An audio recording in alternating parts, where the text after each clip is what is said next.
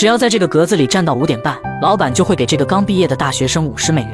大学生以为他是在开玩笑，怎料老板转头就走。大学生急忙拉住他，如果真能给50美元的话，那自己愿意站到5点半。接着双脚便迈进了格子里。见状，老板露出满意的笑容，说5点半准时再见，随即大步流星地离开了这里。而仅仅只是对方的一个承诺，大学生就在格子里站了整整1个下午。5点半，老板带着50美元准时出现，大学生兴奋不已，没想到赚钱可以这么容易。而接下来老板又提供给他一个全职岗位，工资也从50涨到了200美元，依旧是站在格子里就行。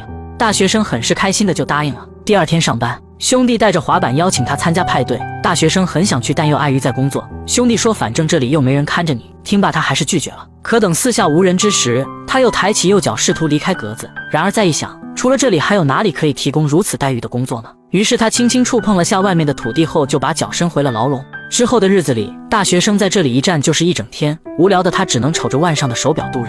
这天，一个小偷抢了钱包路过，残疾的女士请求他能够帮自己追回钱包，但这个工作并不允许他走出格子，于是便只能眼睁睁地看着小偷溜走。到了发工资的时候，大学生支支吾吾地说了离职的想法，老板立马掉头让他再说一遍。见状，大学生立马怂了，说没什么事。可在老板走后，强烈的好奇心又驱使他想要跟上去，看看对方究竟是什么人。于是他一直跟随老板来到楼下，透过窗户看看对方在干什么。只见老板对着一个镜子开始化妆，随后又戴上了一顶小丑头套。大学生惊呆了，难道老板也要扮演小丑取悦别人吗？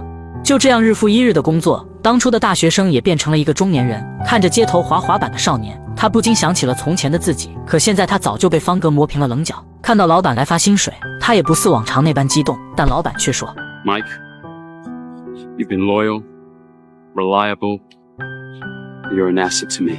男人多年坚持不懈的工作得到了老板的认可，于是老板提出给他加薪30%，还给他换了一块更大的工作空间，而且视野也开阔了许多。突如其来的惊喜让男人激动不已，原本枯燥乏味的工作又让他重新焕发了动力。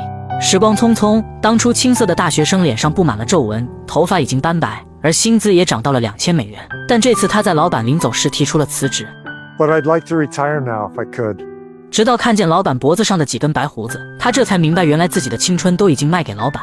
可现在知道了又有什么用呢？老人开始思考人活着的意义究竟是什么。他走到一个女孩面前，用手上的名牌表换取了对方的滑板，但双脚刚踏上滑板便立刻摔在了地上。他早已不是那个意气风发的少年，年老体衰的他现在只能扶着栅栏慢慢滑行。愿大家都能做心中想做之事，活成自己最向往的模样。